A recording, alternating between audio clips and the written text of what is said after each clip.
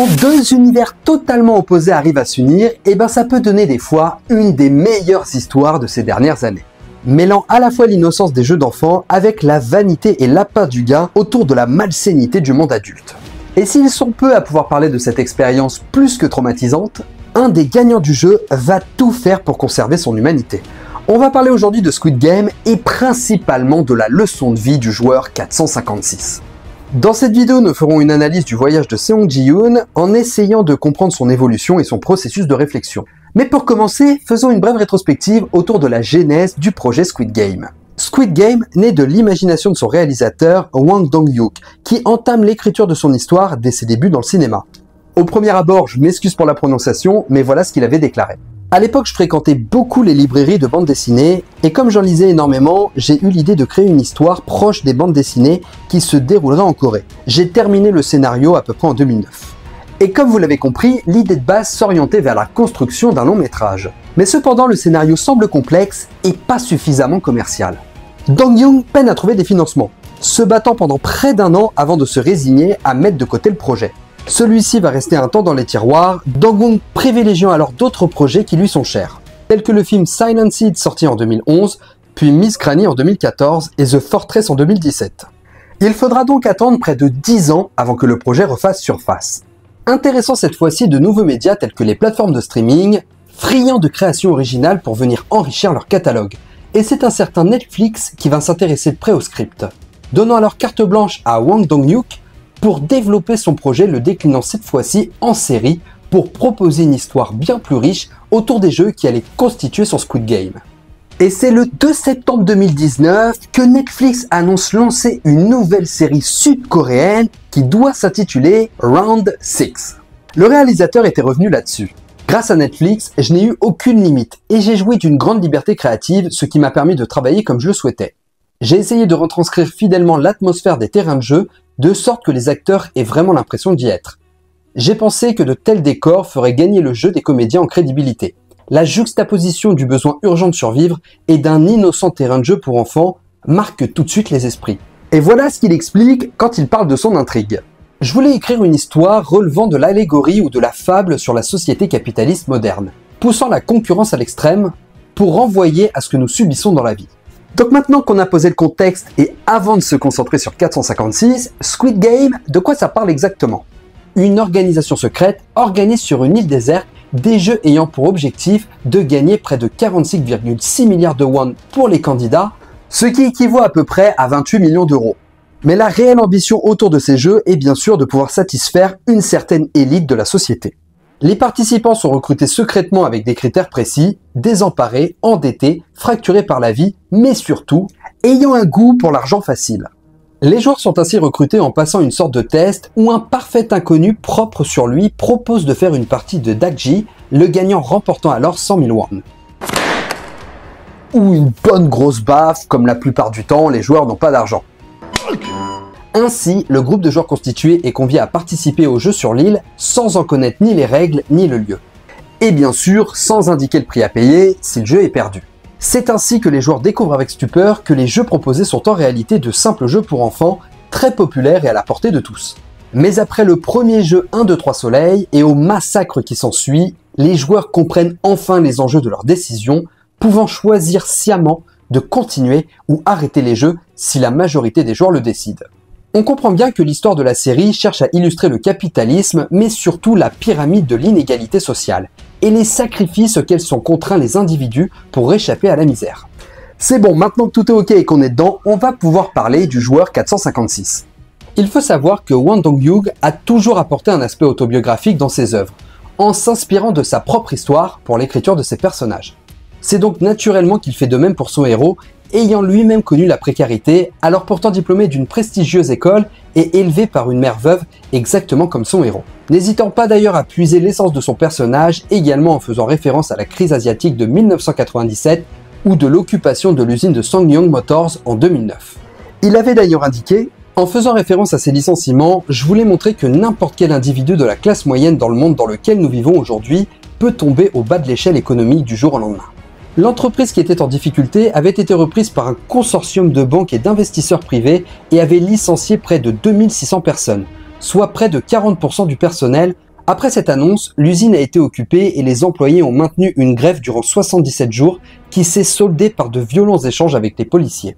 Suite à ces événements, plus de 200 ouvriers ont fait l'objet de poursuites, une centaine a été emprisonnée, une trentaine se serait suicidée. La précarité de cette classe moyenne et la possibilité d'une chute économique soudaine ont marqué le réalisateur qui décrit parfaitement ces situations dans Squid Game.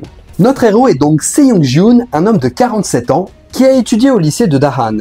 Étant un ancien employé de Dragon Motors, il se fait licencier suite à une restructuration après 10 ans de bons et loyaux services. L'entreprise ne payant plus ses employés, il mène avec d'autres employés des manifestations qui s'ensuivent de violences policières, qui vont marquer Seong suite à la mort d'un de ses collègues. Par la suite, il décide d'ouvrir un restaurant et un snack. Mais ses entreprises ayant coulé, celui-ci accumule les petits boulots, finit par divorcer et tomber dans une précarité qui est telle que Seong se livre à des jeux d'argent et des emprunts à des hommes peu scrupuleux. Le but étant toujours de faire de l'argent facile, avec presque une envie viscérale de dépenser dès l'instant que les billets touchent le bout de ses doigts. Autrement dit, le candidat parfait pour intégrer le jeu. À l'ouverture de la série et sans vraiment connaître son passé, Seong est présenté comme un homme égocentrique et immature, n'hésitant pas à voler la carte de sa mère pour retirer de l'argent qu'il s'empresse d'aller jouer au pari de chevaux. Bon, même si sur le principe il voulait quand même offrir un cadeau à sa fille, il aurait très bien pu acheter un cadeau directement avec la carte. Élément qui illustre l'égocentrisme de Seong, à le voir insister sur le code de la carte de sa mère, persuadé que celle-ci a mis sa date de naissance. Faut quand même avoir une assez haute estime de soi pour qu'à 47 ans, on pense encore que sa maman a pour code de carte bleue la date de naissance de son fils. D'ailleurs, le code en question est bien une date de naissance, mais celle de sa petite fille, donc la fille de Seong. Lorsque celui-ci est approché pour participer au jeu, les dettes et le départ prévu de sa fille le poussent à accepter. Cependant, une fois la première épreuve passée, et face à l'atrocité dont il est témoin, il ne peut se résoudre à accepter de continuer, malgré l'incroyable somme qui est alors proposée aux participants. Mais à ce moment-là, on est encore dans une démonstration de sa lâcheté et surtout le fait de ne pas avoir envie de mourir. Ce qui est plutôt cohérent, hein. C'est toujours le moment de sidération où l'instinct de survie naturel prend le dessus et où plus rien d'autre ne compte. Cependant, une fois posé et plus apte à rationaliser, Seong choisissant finalement de réintégrer le jeu, conscient alors de ce qu'il a à perdre. Mais cette fois-ci, sa décision est plus altruiste dans la mesure où il veut pouvoir payer des frais d'hôpital pour sa maman. Et Seong démontre déjà qu'il n'est pas prêt à tout pour accepter de l'argent, préférant refuser l'offre du nouveau mari de son ex-femme, qui voulait l'acheter pour qu'il renonce à revoir sa fille. Lorsqu'il réintègre le jeu, l'altruisme de 456 est son trait de caractère qui ressort le plus, formant une équipe avec pour seul filtre l'affection et l'affinité qu'il peut avoir envers certains joueurs. Vis-à-vis de ceux qu'il a rencontrés lors de la première épreuve, sans une réelle évaluation de ce qu'ils peuvent lui apporter pour gagner. Acceptant ainsi tout de suite avec le sourire la candidature de numéro 1 qui se révèle être un joueur plutôt âgé, malade et n'ayant plus toute sa tête. Pas le candidat idéal, il faut le dire, mais on y reviendra. 456 est naturellement l'homme qui donnait un pourboire à la groupière des paris de chevaux et donc arrive à se montrer avenant, faisant écho de sa profonde humanité qui va être mise à rude épreuve. Car quand on y réfléchit, l'homme qui n'a rien mais qui donne tout est sûrement le plus profond des philanthropes. Mais Seong va se laisser tout de même pervertir dans le jeu, pris par certains instincts de survie vis-à-vis du vieil homme.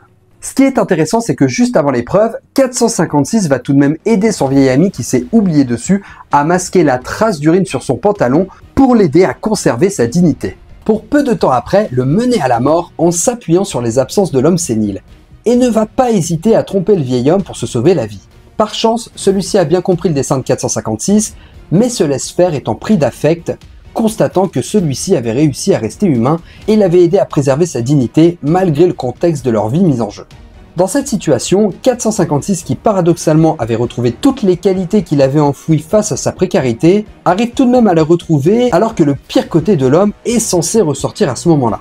Celui-ci se laisse avoir à l'idée de survivre face à un homme en fin de vie.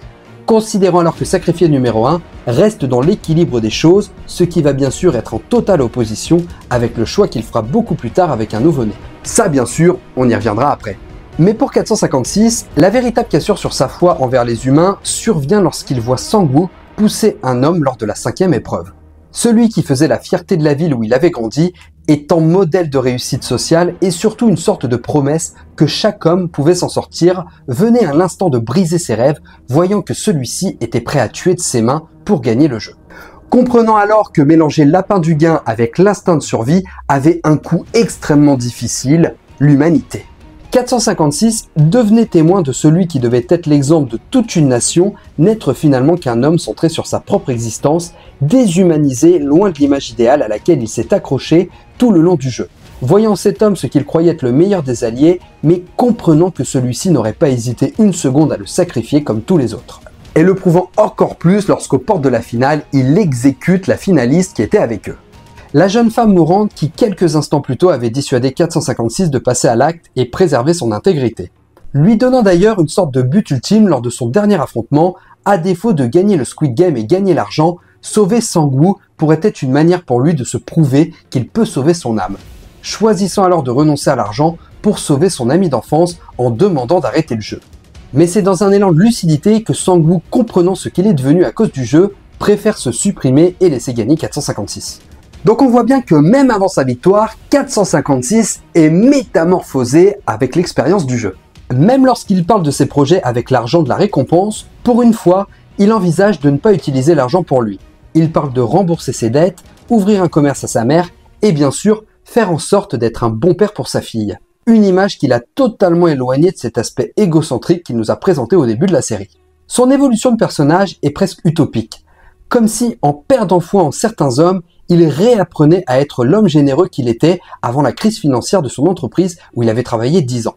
Et puis d'une certaine manière, revenir avec 45,6 milliards de won, mais perdre sa mère pendant les jeux, faisait de lui l'homme le plus pauvre du monde.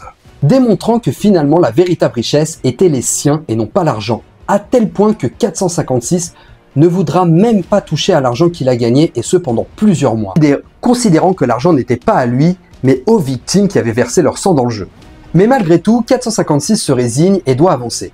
Il arrive à tenir ses promesses et va de l'avant, prêt à retrouver sa fille aux USA, mais c'est en croisant le recruteur que 456 comprend que le jeu continue. Il décide de prendre la lourde décision de ne pas prendre son avion, pour cette fois combattre l'organisation de l'intérieur. Faisant alors de cet argent sale une arme qui allait se retourner contre l'organisation complète. Il lui faudra près de 2 ans pour les retrouver et réintégrer le jeu, pensant pouvoir les piéger avec un traceur qui malheureusement lui sera retiré avant son réveil dans le dortoir. Et qui dit nouveau jeu, dit nouvelles règles pour les participants. Cette fois-ci, les joueurs peuvent se partager l'argent récolté à tout moment si la majorité décide de tout arrêter, offrant une chance à 456 de sauver tout le monde, maximisant ses chances d'empêcher un nouveau massacre et n'hésitant pas à se mettre en retrait pour s'assurer que tout le monde passe jusqu'aux premières tueries. Il n'hésite pas d'ailleurs à retourner à la mort pour aider un blessé qui sera tout de même exécuté. Et à noter également que le maître du jeu va s'introduire dans la partie pour pouvoir comprendre un petit peu 456 qui est un gagnant fascinant pour lui. Ressentant le besoin de passer du temps avec 456, de le comprendre, mais surtout pouvoir le corrompre.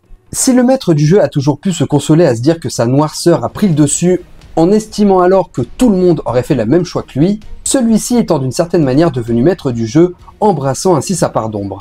Il ne peut se résigner à ce qu'un gagnant tel que 456, qui ait gardé son humanité malgré toutes les fois où il aurait pu basculer, puisse exister, remettant en question une vérité sur les humains qu'il a embrassé depuis trop longtemps pour pouvoir assumer le fait qu'un gagnant puisse le remettre en question. D'ailleurs, le choix pour le maître du jeu de considérer l'enfant comme un joueur à part entière est mis en place en réalité pour déstabiliser 456 et voir jusqu'où il peut aller pour lui faire perdre son humanité. Le maître du jeu comprend que 456 se battrait pour l'enfant. Il tente une ultime action visant à corrompre 456 et de voir s'il peut enfin se révéler être comme lui, même si c'est pour protéger l'enfant. Mais celui-ci n'ira jamais au bout, allant jusqu'aux épreuves, défendant le nouveau-né contre les derniers candidats, jusqu'à l'ultime sacrifice pour préserver son âme, son intégrité et son humanité.